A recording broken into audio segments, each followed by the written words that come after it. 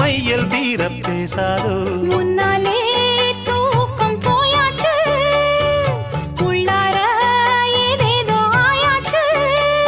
நான் ஏரிக்கர மேலிருந்து 8 திசை பார்த்திருந்து ஏந்திழைக்கு காத்திருந்தேன் காணல்ல மணி 7